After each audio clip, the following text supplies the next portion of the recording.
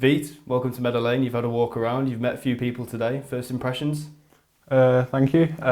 Yeah, loved it. The stadium's massive and the club and all the people around it seems really friendly and yeah, really good first impressions.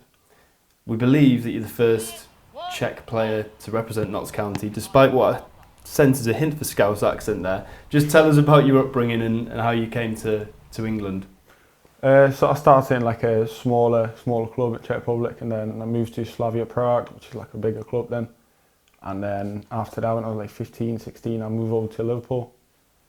So I stayed at Liverpool for 3 years before I went on to play for St. Pat's last year, where I played some professional football, got a bit of taste for men's football, and I just decided to go with it and come here.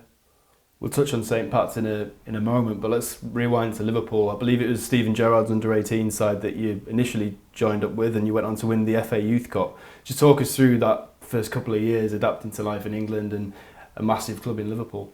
Yeah, it was quite tough coming over at first, like not knowing everyone, not knowing anyone, and then having Steven as your manager, who's the Liverpool legend, and there's pressure on you, and not knowing the language as well, getting used to and making friends. So it was quite tough at the start, but then as it went on, the second season was much easier. Had a great group of lads, and then as you said, we won the FA Youth Cup, so it just showed how good of a group it was.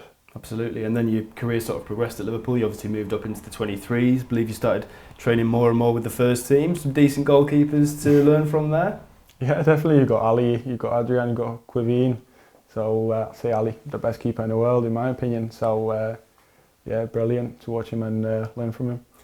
One thing that's interesting in terms of our style of play is obviously playing out from the back. Alisson, as you say, certainly one of the best goalkeepers in that sort of department in the world.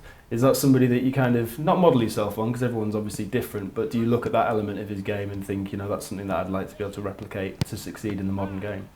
Yeah, definitely. So if you look at Liverpool's play style, that's basically the modern type of football, and you've got Ali as in prime example of playing out, being a great shot stopper, playing high line. So he's probably the most all-round keeper at it. So he's the one to look at and learn from him. Got some great experience at Liverpool. Obviously, you started to play in Europe, didn't you? In the under-23, set up a couple of Champions League games. You were on the bench in the senior Champions League as well against Ajax and Midtjylland. Then came St. Pat's, which I guess was a very different environment, a very different challenge, potentially a daunting one, but it couldn't really have gone much better from a personal and a team level, could it? Yeah, it was quite a lot of difference going with the first team with the likes of Mo Salah and boys like that, travelling to the Champions League games, going to Ireland and playing men's football in a lower standard. But I really enjoyed it. It was a good experience getting the first minutes in senior football, and I think we've done quite well as a team, and on a personal note as well, I think we've done quite well. Got a few awards and won the cup at the end, so brilliant. Yeah, you won the Player of the Year award, didn't you? And recently you were named the League of Ireland's Goalkeeper of the Year. I wonder how important that is for a young player who's sort of just making his first strides into senior football to get that recognition. It gives you confidence that you're capable of playing at the level and playing in men's football. So I knew I had it, and then sort of getting the awards, it gives you an extra boost where you're like, yeah, let's do it, yeah. Been doing a lot of research, searching your name on Twitter and things like that, and it seems that you're an absolutely massive fan's favourite at St. Pat's. I believe you first went there were no supporters there. I think there were still COVID restrictions, but towards the end the fans came back. It culminated in you playing in that League of Ireland Cup final, 37,000 at the Aviva Stadium. You know, how much did you enjoy playing in front of passionate fan base who really seemed to take to you? Yeah, it was great. As you said, when I first come over, it was all locked down and you couldn't go to the games, so the stadiums were quite empty. And then as soon as the fans started coming over, we created a bit of a connection with them, where the fans started liking the whole team, and then they loved me after that. And I think the fans still love me, and I still get messages now to come back and all that. So yeah, it was brilliant. What was it like to lift a senior men's cup in your first season? I believe you played a really important part at various stages of that competition as well to get to the final. Yeah, it was great. It was a great journey. Played 5 games to get to the final, and then we got to the final. It's a big occasion in Ireland because you go to the Aviva, You get a lot of fans come in, you suit up and everything, so it was a great occasion, and to win it was even better. Went to the penalty shootout as well, so it was quite dramatic. Yeah, I watched the penalty shootout. I was a bit frustrated you didn't manage to make a save, but the bar, and I think you put one wide, didn't he? So that was, from a goalkeeper's point of view, I suppose it was quite light work from a penalty shootout point of view. So obviously you had a couple of months since the Ireland season finished in November.